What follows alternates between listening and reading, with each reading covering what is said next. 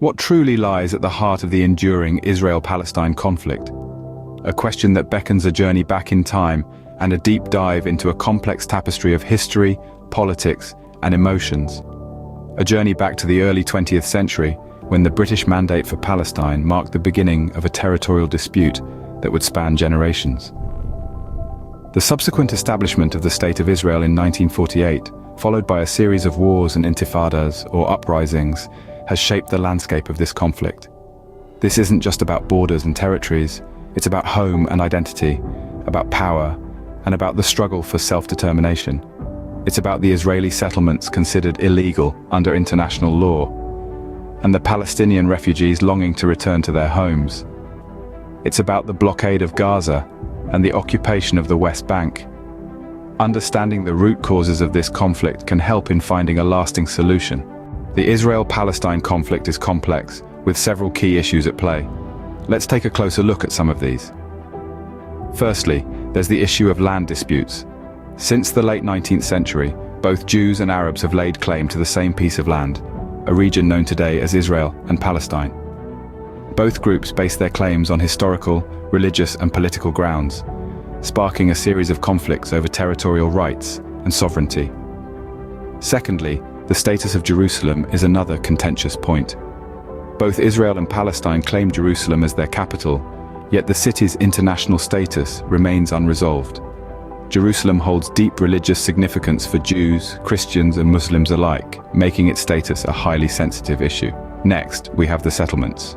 These are communities of Israeli civilians living in territories occupied by Israel since the Six-Day War of 1967. These settlements are seen by many as a violation of international law and a major obstacle to peace, as they encroach on land that Palestinians see as part of their future state. Lastly, the issue of refugees. The conflict has created millions of Palestinian refugees, many of whom still live in refugee camps, longing to return to their ancestral homes. Their right to return is a key demand in peace negotiations, yet it's a demand that Israel, fearing a demographic shift, is reluctant to meet. To truly understand the gravity of these issues, we need to consider the human impact. Take, for instance, the story of a Palestinian farmer who has watched his olive groves, cultivated by his ancestors for generations, being uprooted for a new settlement.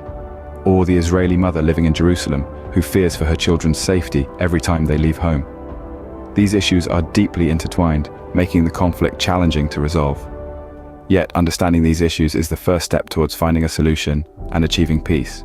The international community plays a significant role in this conflict. This role is particularly distinctive for the United States, a key player in the Israel-Palestine conflict.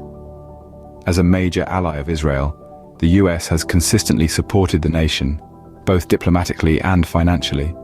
This support, however, has been a subject of contention. Some critics argue that it has contributed to an imbalance of power, perpetuating the conflict rather than resolving it.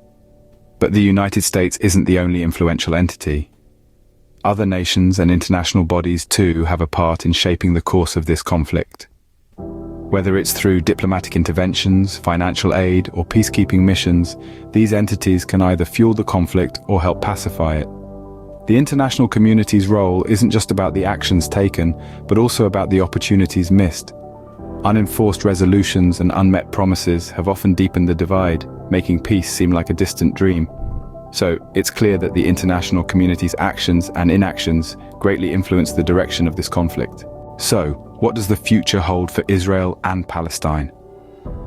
As we gaze into the horizon of possibilities, two potential solutions stand out: the one-state and the two-state solutions. The two-state solution envisions an independent Palestine living side by side with Israel, each respecting the other's sovereignty. This scenario promises a home for both peoples, a chance for peaceful coexistence, and an end to decades of conflict. On the other hand, the one-state solution proposes a unified state, where Israelis and Palestinians share the same land and rights. This approach emphasizes equality, putting aside the labels of Israeli and Palestinian in favor of a shared identity. However, it also raises questions about the balance of power and the preservation of cultural identities. The road ahead is fraught with complexities. Each solution carries its own set of challenges and implications, and neither guarantees a smooth transition. But despite these hurdles, the pursuit of peace is a journey worth embarking on. The path to peace is challenging, but not impossible.